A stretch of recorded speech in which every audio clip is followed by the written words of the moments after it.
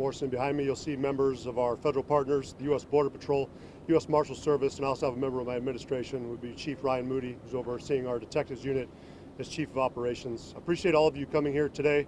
We're going to give an update just based off our operations that we've been conducting. These were pre-planned operations for a fourth search related to the Travis Decker case, and this is going to be in regards to the murder of Peyton, Evelyn, and Olivia. Again, we have not lost sight of what we're focused on doing, and that's bringing justice to those three girls. We are close to justice being served and law prevailing.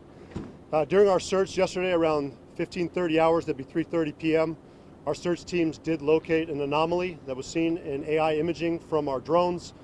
In closer inspection, when we got that, we did see that it was potentially a shirt. We were able to get units on the ground that did confirm that the shirt was consistent with what we had seen in previous surveillance photos with Travis Decker. So I am confirming the shirt that we saw on scene is a match for what Travis was last seen wearing. In addition to shorts, which were U.S. Rangers shorts, they were also a match, and also personal items to include chewing tobacco that was consistent with what he had chewed, a bracelet which is consistent with what we'd seen in photos of him wearing. So collecting those items, we've since sent them off to the Washington State Patrol's crime lab. We're hopeful that we'll get those results back soon. I appreciate Chief John Batiste and the Washington State Patrol for continuing to be a constant ally for us. Even in my call this morning, I asked if he could expedite it. I understand the Chelan County Sheriff's Office is not the only agency within Washington State investigating a homicide and looking for quick results back from a DNA test. So Chief Batiste, Washington State Patrol, we appreciate it. We understand there are a lot of pressure. Going through the processing of the decomposition that we found amongst that clothing has been challenging for the State Patrol's crime lab. That we're able to get DNA off that sample, and they are comparing it to the DNA samples that we have in place for Travis Decker. I have asked them to take their time, not rush this. This has been a thorough investigation up to this point. We don't want any mistakes made.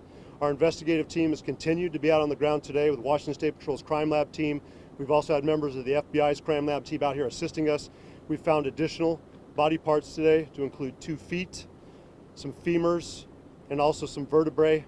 We've requested that these items also be sent off to Washington State Patrol's crime lab for additional testing to be compared. Again, we do not want to rush this process.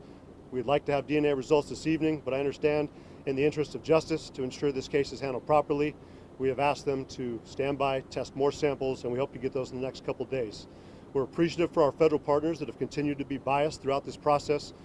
We recognize that we're trying to bring closure to this community, and more importantly, we're trying to bring pressure to our allies to come and give us more assistance where needed. But we do appreciate the fact that Whitney and her family have been very cooperative with us, and we're trying to bring them peace of mind and closure for this. We think we're one step closer.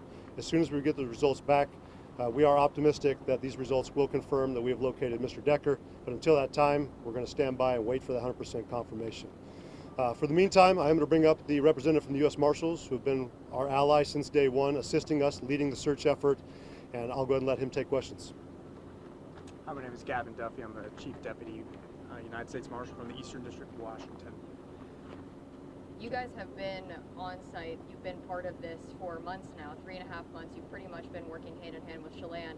Can you explain why it took so long to be able to find this specific spot? It's less than a mile from where that campground is. I mean, I think if we look behind us into the backdrop here, the terrain is extremely complex, some of which would, is hard to find anywhere in this country, and that's kind of what we found. I mean, it's incredibly steep, it's incredibly rocky, and that's why we have some of the experts, our Special Operations Group and our partners with Border Patrols, BORSTAR, and BORTAC, who are all 3 experts in this terrain to do it. And I think we're pretty proud of the fact, using all the resources we could across the law enforcement, public safety spectrum, to really drill down and find these remains, which we're very, very hopeful and fairly confident.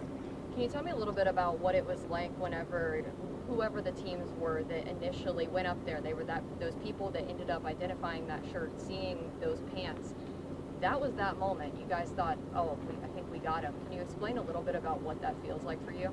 I think it's the 1 yard line. I mean, we want to get across the goal line with the DNA, but we're pretty, it's a good feeling. We put a lot of work. I mean, hundreds of people in law enforcement and other career fields have touched this case because of its importance to the Chelan and to the state. So to get to that 1 yard line where we are right now, maybe even a little closer, it felt pretty good for everybody working this case in any way.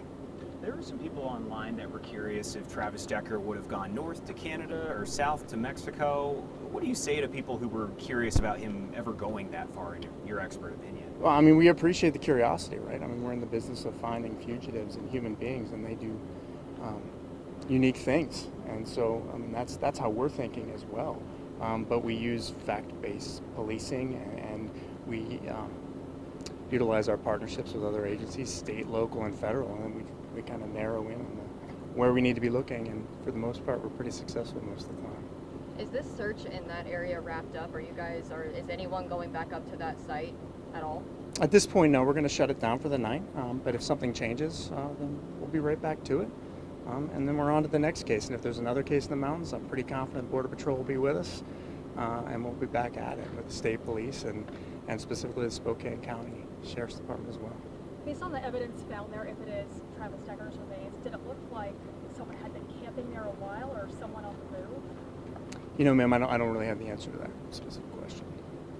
Can you tell me a little bit about what, say, the next few days looks like for you? Is this something that's going to be more searching, more field work, or is this just now waiting for that DNA evidence? I think it's a lot of waiting. How does that feel?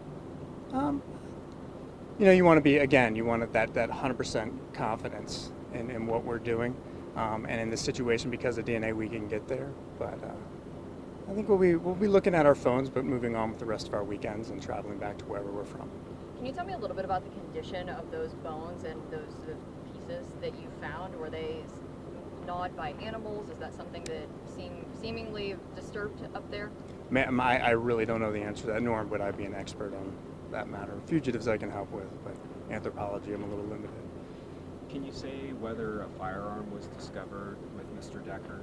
I do not believe there was, no. Any hint of foul play there, just based on an initial look at the scene? Again, as an experienced fugitive investigator, I'd leave that to the homicide investigators and the very qualified Chelan County team. So I'm not in a position to really feel that one. This is obviously hit close to home for a lot of people. Wenatchee's a very small community, so is Chelan County. Any message you have in terms of the importance of closing a case like this? Well, I think everybody wants this closure across the community, and I mean, it's national level attention. We all want closure on this case, but so we're really hoping we get across, you know, to keep using the analogy, to get across the goal line and be done with this. But, you know, for the Marshal Service and every member of law enforcement, from here we just move on to the next violent fugitive. And that's unfortunate, but that's the reality. Sheriff Morrison, if I could ask you a question. You guys are from here, you live here, your guys have been part of this since day one. Kind of the same question for you. Mm-hmm. You know, you've met with the family, you guys know these people. How does it feel knowing you're so close to 3.5 months of just anxiety maybe coming to an end? We understand the work's not done. We're still in the midst of a homicide investigation. And as you asked too, if something were to have happened to Travis that was not natural or of his own cause, we're going to investigate it as a homicide investigation. We owe that to his family. We owe that to him. He's still a human being. He was a brother. He was a son. He was a family member. So, again, I find his acts to be heinous, what he's alleged to have conducted and done. But overall, still going to treat him with respect. I said this throughout the process. We didn't want any harm to come to him, and we'll still treat his remains with the kind of respect that anyone would deserve. So we'll look into it, but we understand this is one step closer, as we said, to serving justice and ensuring that the law was issued. So we want to make sure this is closed out properly. We want to make sure the family has the closure. I want Whitney to sleep better at night. I want her family to sleep better at night. I want the community to know that our agency does not give up, no matter how daunting and how challenging the task is. We understand this was not easy. We get the community's frustration. We get our citizens' frustration. But overall, we'd love to have had this done in 3 days. Absolutely. It would have saved us a lot of resources. But it wasn't for a lack of trying. It wasn't for a lack of resources. We brought in some of the best minds in the country, from the FBI, the U.S. Marshal Service, U.S. Forest Service, even the U.S. Army's Criminal Investigation Division. We brought in experts in that field. We did everything. We talked with each other. We met afterwards, debriefed to make sure that we didn't make any mistakes and continued to do everything possible. We understood this could be a criminal case that was going to trial. We didn't want any chance that this would be defeated when we went to trial. And again, I think we're close to the goal we wanted.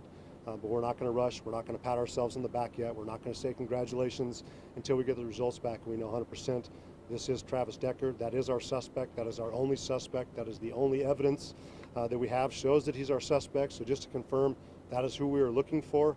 That's who I believe we found, and we hope the Washington State Patrol can confirm that soon. One last question. Timeline on that, right? Not tomorrow, Nope. Again, I'm not going to put pressure on Washington State Patrol's crime lab. I want them to take their time. I want them to make sure those results are 100% confirmed. Again, this is closing out a very significant case in our county's history. This was the largest manhunt in Chelan County history. This is the most heinous homicide in Chelan County history, and we need to make sure it's closed properly, and that we make sure that we're convincing our community that we did the right thing, we have the right subject, and there is no other person out there. And one last question for me. I don't know if it's for you or Gavin. I saw in the press release that there was a key fob that was found. If one of you could talk a little bit about that. I believe it was found in the river. Correct. Yeah, so we had a follow-up, and we really appreciate Sheriff Knowles and Spokane County Sheriff's Office for not only bringing their helicopter out here with their air support unit, but also bringing members of their dive team, and they were able to get into spots that National Park Service and our Chelan County Sheriff's Office Swiftwater Rescue Team were not able to get into, since there are spots you'd have to get underneath debris, and they were able to find a key fob in close proximity to our scene, which was great. I mean, it's an additional piece of evidence. We've collected it, we've put it in our evidence room, and it's been logged, but again, that's what it shows for cooperation and teamwork and just bringing additional resources that we didn't have. So we do not have a dive team here at Chelan County Sheriff's Office. Historically, we did, but again, appreciation to Sheriff Knowles and his team for coming in and assisting us further. All right, appreciate everybody. Thank you, Sheriff. Thanks. I appreciate it. Have a good night. So we're actually going to come right back to on camera with me. I want to kind of wrap up a little bit of that